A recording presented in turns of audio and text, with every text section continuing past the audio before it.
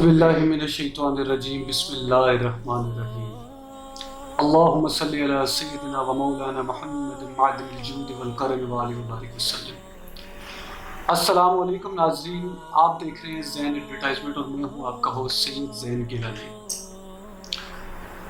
ناظرین، جیسے کہ آج 10 محرم ہے، آج شہادت امام حسین علیہ السلام، ہر آنکھ اشک بار ہے، ہر دل رو رہا ہے، اداسیوں کا موسم چھایا ہے، فضا یا حسین کے نعرے لگا رہی ہے۔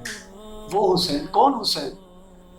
ناظرین، وہ حسین کہ غدیر خون کے موقع پر رسول اللہ صلی اللہ علیہ وآلہ وسلم نے فرمایا کہ میری اہل بیت کے ساتھ جو کرو گے یاد رکھنا کہ اللہ کو بھی روز محشر تم نے منہ دکھانا ہے، تو میری اہل بیت کے ساتھ جو کرو گے اللہ کو جواب دے ہو تم۔ وہ حسین کہ جس کی گردن مبارک کو رسول اللہ صلی اللہ علیہ وسلم چومتے ہوتے تھے، یہی دکھانا ہے کہ یہ میرا حسین ہے۔ وہی حسین کہ رسول اللہ صلی اللہ علیہ وسلم نے کہا تھا کہ حسین مجھ سے ہے، میں حسین سے ہوں۔ اس سے بڑی اور کیا بات ہو سکتی ہے کہ رسول کائنات صلی اللہ علیہ وآلہ وسلم فرماتے کہ میں حسین سے ہوں۔ امت نے کیا کیا حسین کے ساتھ کہ یزید زندہ رہ کر مردہ آباد ہو گیا اور حسین سر کٹا کر زندہ آباد ہو گیا۔ ناظرین، اس پر مزید گفتگو کے لیے میرے پاس جو شخصیت تشریف لے کے آئی ہے، سب سے پہلے تو میں اس کا نہایت مشکور ہوں۔ انہوں نے میری بات سنی ہے، سمجھی اور وہ تشریف لے کے آئے ہیں۔ ناظرین، ان کا نام ہے خواجہ حضرت مفتی ضیاء المصطفیٰ الازہری مکی شاہ جمالی صاحب۔ السلام علیکم حضور، نہایت مشکور ہے کہ آپ تشریف لے کے آئے۔ وعلیکم السلام ورحمۃ اللہ وبرکاتہ۔ آج جیسے کہ شہادت امام حسین علیہ السلام ہے، حضور اس حوالے سے ہمیں فضائل اہل بیت السیدنا الحسنین کریمین علیہ السلام کچھ ہمیں بتائیے۔ بسم اللہ الرحمن الرحیم، الحمد للہ رب العالمین، والصلاة والسلام علی سید الانبیاء والمرسلین وعلی آلہ وصحبہ وازواجہ وامتہ اجمعین، اما بعد فاعوذ باللہ من الشیطان الرجیم، بسم اللہ الرحمن الرحیم، قل لا اسألکم علیہ اجرا الا المودۃ فی القربى، صدق اللہ العظیم۔ وقال تعالی فی مقام آخر، انما یرید اللہ لیذہب عنکم الرجس اہل البیت ویطہرکم تطہیرا، صدق اللہ المولانا العظیم۔ سب سے پہلے میں محترم سید زین گیلانی شاہ صاحب کا شکریہ ادا کروں گا کہ اتنی عظیم ہستی حضرت سیدنا مولانا امام حسین رضی اللہ تعالیٰ عنہ کی بارگاہ میں کچھ معروضات پیش کرنے کے لیے مجھے انہوں نے مدعو کیا، میرے لیے بہت بڑا شرف ہے۔ دعا ہے کہ اللہ تعالیٰ ہماری اس مجلس کو خالصتاً اس کے لیے، اس کی رضا کے لیے بنائے اور اسے اپنی بارگاہ عالیہ میں قبول و منظور فرمائے۔ جہاں تک اہل بیت اطہار کے فضائل کی بات ہے تو اس حوالے سے اللہ تعالیٰ نے قرآن پاک میں بہت سی آیات کا نزول فرمایا۔ کافی ساری آیات ہیں جو اہل بیت کے فضائل میں سے ہیں۔ جس طرح میں نے ایک آیت آپ کے سامنے تلاوت کی کہ سرکار دو عالم صلی اللہ علیہ وسلم نے جو بھی تبلیغ فرمائی، آپ نے رسالت کا پیغام دیا، اس کے بعد سرکار نے فرمایا قل لا اسألکم علیہ اجرا، ان تمام چیزوں کے میں اجر طلب نہیں کروں گا۔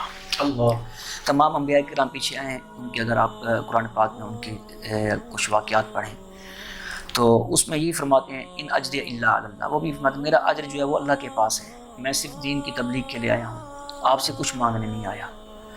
تو سرکار نے فرمایا، اللہ تعالیٰ فرما رہے ہیں سرکار کو کہ آپ فرما دیں الا المودۃ فی القربى، میں جو قرابت دار ہیں ان کی مودت میں یہ چاہتا ہوں آپ سے، یہ میری قرابت داروں کی جو محبت ہے نا وہ میں چاہ رہا ہوں آپ سے، اور اس کے بدلے میں اور کچھ بھی نہیں چاہ رہا۔ احادیث مبارکہ بے شمار وارد ہوئی ہیں جن میں اہل بیت حتیٰ کہ سرکار کی اطرت یعنی آل پاک مکمل طور پہ ان کے فضائل اور ان کی عظمت بیان کی گئی ہے۔ ایک حدیث پاک امام متقی ہندی نے کنز المال میں ذکر کی ہے، جس کو مولا کائنات سیدنا علی المرتضیٰ کرم اللہ وجہہ الکریم آپ روایت فرماتے ہیں۔ آپ فرماتے ہیں سرکار دو عالم صلی اللہ علیہ وسلم نے فرمایا اربعۃ انا لہم شفیع یوم القیامہ، کہ 4 ایسے لوگ ہیں جن کی میں قیامت والے دن شفاعت کروں گا۔ پہلا بندہ کون ہے؟ المکرم ذریتی، پہلا وہ شخص ہے جو میری آل کی تکریم کرتا ہے، میرے آل کی عزت کرتا ہے، اور عزت کس وجہ سے کرتا ہے کہ عزت اس وجہ سے کرتا ہے کہ سرکار دو عالم صلی اللہ علیہ وسلم کی آل ہے، نسبت کو دیکھتا ہے۔ اس طرح ہم نے دیکھا اپنے بزرگوں کو، اپنے مشائخ کو، کہ جتنا بڑا ان کا مرتبہ عند اللہ بھی ظاہراً بھی، اگر کوئی سید آ جاتا نا، اگر ظاہراً وہ سید ممکن ہے کہ ظاہری شریعت کے تقاضوں کو پورا نہ کر رہا ہو، اس کے استقبال کے لیے وہ کھڑے ہو جاتے تھے اور اپنے مسند پہ ان کو سید کو بٹھاتے تھے، اور جب پوچھا گیا تو یہ فرماتے تھے کہ ہم جو قدر کر رہے ہیں نا وہ نسبت کی قدر کر رہے ہیں، باقی جو عمل ہے اچھا عمل ہونا چاہیے، سید کو حجت ہونا چاہیے کیونکہ سرکار دو عالم صلی اللہ علیہ وسلم کی آل ہے، لیکن عمل کا معاملہ اس کا اور خدا کا ہے، ٹھیک ہے نا۔ لیکن ہمارے لیے جو ہے اب سرکار کیا فرمایا، المکرم ذریتی، جس نے میری آل کی تکریم کی میں اس کی شفاعت کروں گا۔ اب آگے دیکھیں 4 بندے ہیں اور 4 کے 4 سرکار کی آل کی خادموں کی بات کی ہے سرکار نے۔ آگے فرمایا آپ نے والقاضی لہم حوائجہم، ان کی حاجت پوری کرنے والا، اس کی بھی میں شفاعت کروں گا۔ اس کے بعد فرمایا والساعی لہم فی امورہم عندما اضطروا الیہ، وہ ان کے معاملات میں جب وہ کسی کے محتاج ہوتے ہیں ان کے لیے کوشش کرنے والا، تگ و دو کرنے والا، یہ بھی سرکار کی آل کے بارے میں ہے۔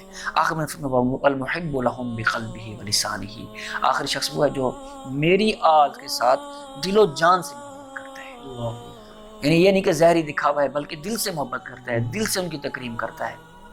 تو یہ سرکار دو علیہ وسلم کی آل جب ذریت کا لفظ استعمال فرمایا، یہ قیامت تک جتنی بھی آل ہے وہ سب کی تکریم کرنے والے، ان کی حاجات پوری کرنے والے، جب وہ کسی بندے کی پاس ان کا کام ہو اس کے لیے تگ و دو کرنے والے مختلف معاملات میں، اور دل و جان سے محبت کرنے والے، سارے کے سارے وہ لوگ ہیں جن کی سرکار دو عالم صلی اللہ علیہ وسلم فرمایا میں شفاعت کروں گا۔ اسی طرح اور کافی حدیث وارد ہیں اس بارے میں۔ ایک حدیث پاک میں ہے سرکار دو عالم صلی اللہ علیہ وسلم فرمایا مثل اہل بیتی مثل سفینۃ نوح من رکب فیہا نجا ومن تخلف عنہا غرق، میرے اہل بیت کی مثال ایسے ہے جس طرح نوح علیہ السلام کی کشتی سفینہ کی مثال ہے، جو سوار ہو گیا وہ نجات پا گیا۔ تشبیہ دیا یہاں پہ کیونکہ جو سوار ہوا تھا اس سفینہ پر، اس کشتی پر، وہ نجات پا گیا تھا، باقی تو غرق ہو گئے تھے۔ من تخلف عنہا غرق، جو اس سے پیچھے رہ گیا وہ غرق ہو گیا۔ یعنی اہل بیت کے دامن کو ہم اگر پکڑے رکھیں گے تو ہمیں نجات کے دروازے پر ہم دستک دیں گے اور بلکہ نجات کے راستے پہ چلیں گے۔ ادھر ایک اہم نقطہ جو بیان کرنا چاہوں گا، اہل بیت کے ساتھ ساتھ چونکہ یہ دونوں ایمان کا حصہ ہیں، صحابہ کی محبت بھی اہل بیت کے ساتھ ساتھ ہے۔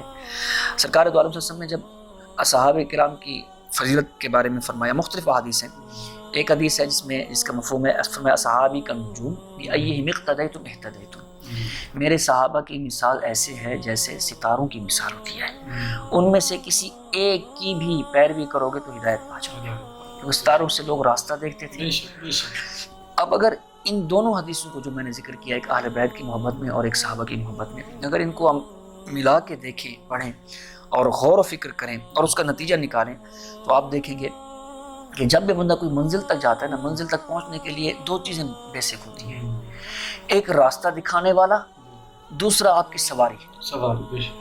تو سرکار دو علیہ وسلم نے اہل بیت کو سواری سے تشبیہ دی کہ اگر اللہ اور اس کے رسول تک رسائی حاصل کرنی ہے اہل بیت کا دامن بھی نہ چھوڑیں، اور صحابہ کو نجوم ستاروں سے تشبیہ دی ہے، ان دونوں کو پکڑے رکھیں گے تو اللہ اور اس کے رسول تک آپ رسائی کر سکیں گے۔ ایک اور حدیث پاک سیدنا علی رضی اللہ تعالیٰ عنہ روایت کرتے ہیں، فرماتے ہیں ان رسول اللہ صلی اللہ علیہ وسلم اخذ بید حسن و حسین فقال من احبنی و احب هذین و اباہما و امہما کان معی فی درجتی یوم القیامہ، سیدنا امام حسن اور سیدنا امام حسین علیہ السلام کے ہاتھ سے پکڑا، فرمایا جنہوں نے مجھ سے محبت کی اور جس شخص نے مجھ سے محبت کی اور ان دونوں سے محبت کی، حسنین کریمین رضی اللہ تعالیٰ عنہ اور ان کے والدین سے محبت کی، یعنی سیدنا مولا علی المرتضی کرم اللہ وجہہ کریم اور سیدہ فاطمہ الزہرا رضی اللہ تعالیٰ عنہ، فرمایا کان معی فی درجتی یوم القیامہ، قیامت کے دن میرے ساتھ میرے ہی ٹھکانہ پر ہوگا، اللہ، یعنی سرکار کی قربت ملے گی اس کو،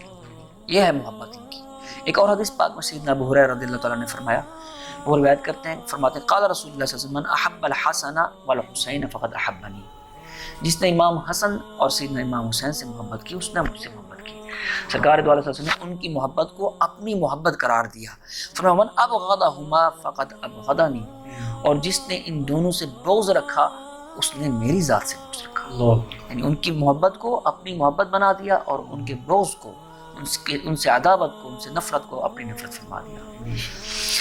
ایک اور حدیث پاک ہے جسے سیدنا عبداللہ بن مسعود روایت کرتے ہیں، فرماتے ہیں قال النبی صلی اللہ علیہ وسلم من احبنی فلیحب ہذین، جو مجھ سے محبت کرتا ہے یا جس نے مجھ سے محبت کی، اسے چاہیے یا اس کے لیے ضروری ہے کہ وہ ان دو حسنین کریمین سے بھی محبت کرے۔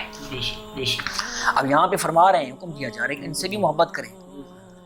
اس کے بعد ایک اور حدیث پاک میں فرمایا ان النبی صلی اللہ علیہ وسلم، حدیث پاک سیدنا براء روایت کرتے ہیں، ان النبی صلی اللہ علیہ وسلم ابصر حسنا وحسینا فقال، سیدنا امام حسنین کریمین کی طرف دیکھا اور فرمایا اللہم انی احبہما، اے اللہ میں ان دونوں سے محبت کرتا ہوں، فاحبہما، اللہ تو بھی ان دونوں سے محبت فرما۔ سبحان اللہ، سبحان اللہ۔ باری طرح سے سرکار دو سے عرض کر رہے ہیں کہ تو ان سے محبت فرما۔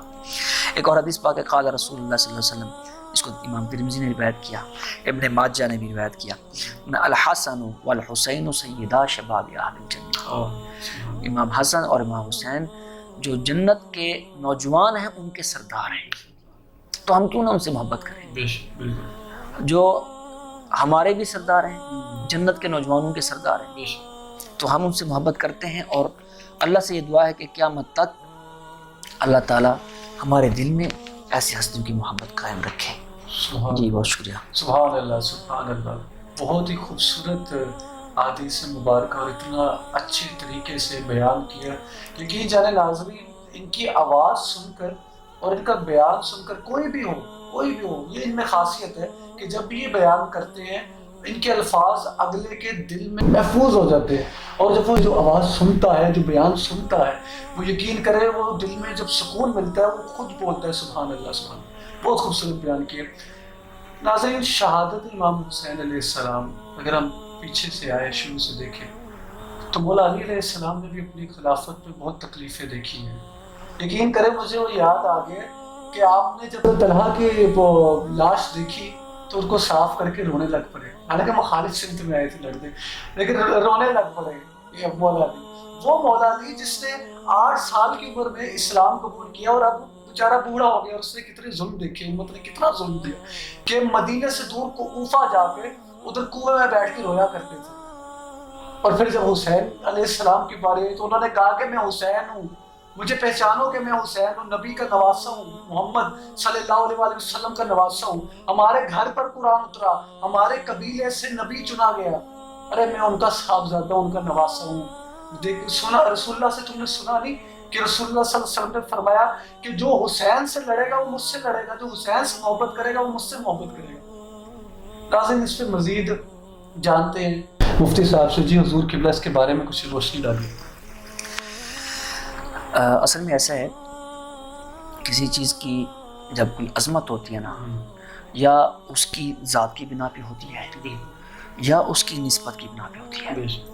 مثلا کوئی بندہ ایک عظیم ہے، میں نے دلہ ہے، یہ اللہ تعالیٰ کا قاعدہ قانون ہے، وہ چنتا ہے، بندوں میں سے بندہ چن لیتا ہے۔ اچھا، بندے کے اپنے اعضاء ہیں، جسم کے اعضاء ہیں، ٹھیک ہے، نہیں آنکھ کا مقام اور ہے، دل کا اور ہے، پاؤں کا وہ نہیں ہے جو سر کا ہے۔ یہ اس کی سنت ہے باری تعالیٰ کی، وہ کچھ لوگوں کو عظمت کے لیے چن لیتا ہے، کسی کی عظمت یا اس کی ذات کی بنا پہ ہوتی ہے، یا پھر یہ ہوتا ہے کہ کوئی بندہ اگر عظیم نہیں ہے، وہ عظیم چیز سے جڑ جائے نا، اس کو وہ عظمت مل جاتی ہے۔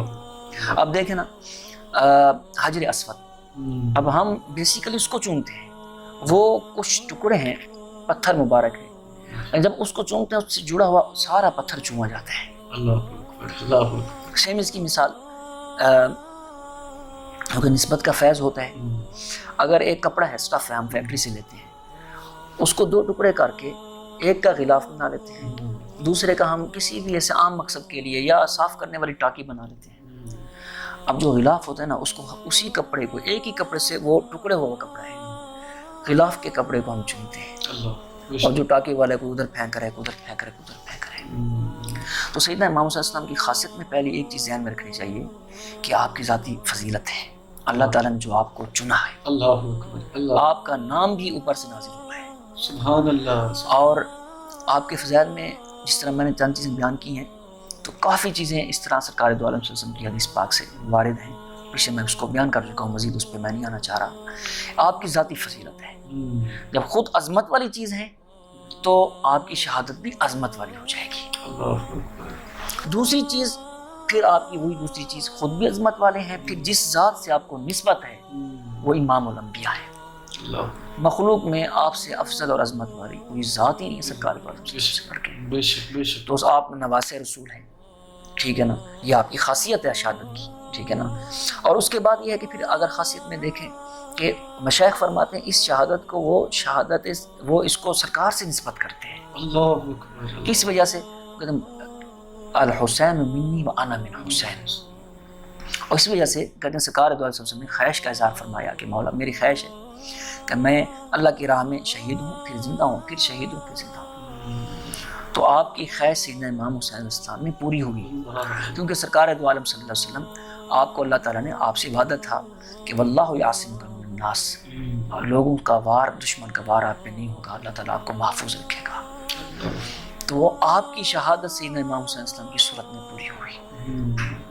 یہ خاصیت ہے شہادت امام حسین علیہ السلام۔ اس کے بعد خاصیت میں ایک اور چیز لکھی گئی کہ اللہ تعالیٰ کی یہ سنت ہے، اللہ تعالیٰ اپنے پیاروں کو آزماتا ہے۔ جتنی قربت ہوتی ہے اتنی زیادہ آزمائشیں زیادہ ہوتی ہیں۔ جس طرح کہ اللہ نہ کرے ہم سے اگر فرض چھوٹ جائے، ممکن ہے ایک عام چیز ہو، لیکن اللہ کے ولی سے نفل بھی چھوٹ جائے نا، اللہ تعالیٰ گرفت فرما لیتا ہے بعض اوقات۔ وہ کیونکہ خلاف اولا بھی اس کے لیے کام اچھا نہیں ہوتا۔ حسنات الابرار سیئات المقربین، تو اللہ تعالیٰ آزماتا ہے اور آزمانے کے بعد ان کو انعام عطا فرماتا ہے جب وہ آزمائش میں کامیاب ہوتے ہیں۔ جس طرح اللہ تعالیٰ نے فرمایا وَإِذِ ابْتَلَىٰ اعوذ باللہ من الشیطان الرجیم وَإِذِ ابْتَلَىٰ إِبْرَاهِيمَ رَبُّهُ بِكَلِمَاتٍ فَأَتَمَّهُنَّ، اللہ تعالیٰ نے ابراہیم السلام کو چند چیزوں سے آزمایا، وہ آزمائش میں پورے اترے۔ اب جب آزمائش میں پورے اترے، مولا پھر کیا ہوا؟ فرمایا قَالَ إِنِّي جَاعِلُكَ لِلنَّاسِ إِمَامًا، ہم آپ کو لوگوں کا امام بنا دیتے ہیں۔ سبحان اللہ سبحان اللہ۔ تو سیدنا امام حسین علیہ السلام کی آزمائش جب ہوئی تو اللہ تعالیٰ ایک اور آیت میں مختلف آزمائشوں کا ذکر کرتا ہے۔ اب یہ وہ خاصیت امام حسین علیہ السلام ہے کہ آپ کی آزمائش میں کہ وہ جو اللہ تعالیٰ نے جو آزمائش ذکر کی، ساری کی ساری چیزیں شامل ہیں۔ یہ بہت کم شخصیات میں ایسے ہوتے ہیں۔ فرمایا اعوذ باللہ من الشیطان الرجیم وَلَنَبْلُوَنَّكُمْ بِشَيْءٍ مِّنَ الْخَوْفِ وَالْجُوعِ وَنَقْصٍ مِّنَ الْأَمْوَالِ وَالْأَنفُسِ وَالثَّمَرَاتِ وَبَشِّرِ الصَّابِرِينَ، ہم آپ کو ضرور آزمائیں گے خوف سے، بھوک سے، اور مال اور ثمرات کے خسارے سے، خوف والجوع ونقص من الاموال والانفس والثمرات، اور مال کے خسارے سے، مبشر الصابرین، اور جو صبر کرتے ہیں ان کو بشارت دیجیے۔ اب اگر ہم ادھر دیکھیں کیا خوف نہیں ہے سیدنا محمد صلی اللہ علیہ وسلم کی شہادت میں؟ میں اس خوف کو اور نظر سے دیکھتا ہوں۔ بے شک یہ ٹھیک ہے دشمن سامنے ہے، لڑائی ہو رہی ہے، خوف ہے، لیکن آپ کو یہ خوف تھا کہ اللہ کا دین جو ہے ضائع ہو رہا ہے، اللہ جس کے بچانے کے لیے آپ نے یہ سارے اقدامات ہوئے ہیں، اللہ، جس کی وجہ سے یہ واقعہ کربلا بپا ہوا ہے۔ والجوع، اور بھوک بھی رہی ہے آپ کے سامنے، واقعہ کربلا ہے۔ بل خوف والجوع نقص من الاموال، دیکھیں بات ذکر ہے آپ کے خاندان سے آپ کے غلام ایک ایک شہید ہوتا جا رہے ہیں۔ والانفس، اموال کا بھی خسارہ ہے، جانوں کا بھی خسارہ ہے، اور ثمرات کا بھی خسارہ ہے۔ ادھر جتنی بھی آزمائشوں کی صورتیں ہیں اللہ تعالیٰ نے اس کو جامع صورت میں بیان کر دی ہے۔ اللہ ماشاء اللہ، ساری کی ساری آزمائشیں سیدنا امام حسین صلی اللہ علیہ وسلم کی شہادت میں ہے۔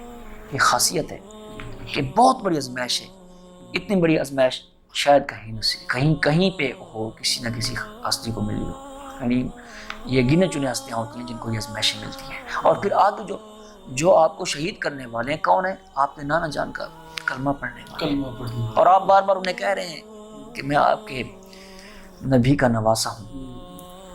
تو اب وقفہ ہوتا ہے، نماز پڑھنے جاتے ہیں، اسی نماز میں یہی کچھ پڑھتے ہیں اللہم صلی علی محمد وآل محمد۔ تو یہ بہت بڑی آزمائش تھی جو اس کی مثال تاریخ میں بہت کم ملتی ہے۔ یہ خاصیت ہے سیدنا امام حسین۔ تو حضور یہ کربلا ہمیں پیغام کیا دیتا ہے؟ ہم ویسے تو پیغام کیا جی اپنے اندر ایک جامعیت اور ہمگیریت رکھتا ہے، اس پہ عظیم جہاد اس کی نکل سکتی ہے۔ تو اس کے پیغام میں ایک تو یہ چیز ہے حق کے لیے ڈٹ جانا، حق کے لیے ڈٹ جانا، باطل کے آگے نہ جھکنا، جیسے بھی ہو باطل کے آگے جھکنا نہیں چاہیے۔ باطل کے آگے جھک جائیں گے آپ، اگر جھک گئے تو پھر سارے لوگ جھک جائیں گے، اور خاص کر ایک عظیم ہستی ہو جو لوگوں کے لیے نمونہ ہو۔ اس کے بعد صبر و استقامت، یہ واقعہ کربلا سے ہمیں ملتا ہے کہ آپ نے کس طرح صبر کے ساتھ مظاہرہ فرمایا اور کس طرح استقامت کے ساتھ ڈٹے رہے۔ اس کے بعد اس واقعے سے امن و سلامتی کا درس بھی ملتا ہے، کیونکہ آپ سیدنا محمد صلی اللہ علیہ وسلم کو جنگ کرنے نہیں آئے تھے، آپ تو سرکار دو عالم صلی اللہ علیہ وسلم کے نواسے تھے، وہ ہستی تھی جن کی غذا اور خوراک سرکار دو عالم صلی اللہ علیہ وسلم کا لعاب دہن تھا۔ سبحان اللہ۔ آپ وہ ہستی ہیں جن کی کھیل کود کی جگہ سرکار دو عالم صلی اللہ علیہ وسلم کی گود مبارک تھی، جن کی سواری سرکار دو عالم صلی اللہ علیہ وسلم کے کندھے تھے، ایسی عظیم ہستی۔ تو آپ وہاں سے اس لیے گئے مدینہ پاک سے، مدینہ پاک جیسی عظیم جگہ کو آپ نے چھوڑا صرف اس وجہ سے کہ یہاں پہ کوئی فتنہ فساد برپا نہ ہو، اور الگ سے الگ تھلگ ہو کے ایک سائڈ پہ وہاں پہ آپ تشریف لے گئے تاکہ وہاں جا کے یہ جو مسائل ہیں فتنہ فساد کے یہ ختم ہو جائیں اور میں سکون کے ساتھ امن و سلامتی کے ساتھ اپنی زندگی بسر کروں۔ لیکن وہاں پہ پھر ان لوگوں نے وہاں بھی آپ کا پیچھا نہ چھوڑا اور ایک عظیم مارکہ کربلا برپا ہوا۔ اللہ اکبر۔ بے شک کربلا ہمیں ظالم کے آگے ڈٹ جانے کا درس دیتی ہے، کربلا ہمیں جھکنے کا درس نہیں دیتی۔ جہاں ظلم ہو رہا ہے ظلم میں شامل ہونے کا درس کربلا ہمیں نہیں دیتی کہ ظلم کے خلاف لڑنے کا ہمیں درس دیتی ہے، انصاف کا درس دیتی ہے۔ بہت بہت شکریہ حضور قبلہ مفتی ضیاء المصطفیٰ شاہ جمالی مکی الازہری صاحب آپ کا کہ آپ تشریف لے کے آئے ہمارے پروگرام میں۔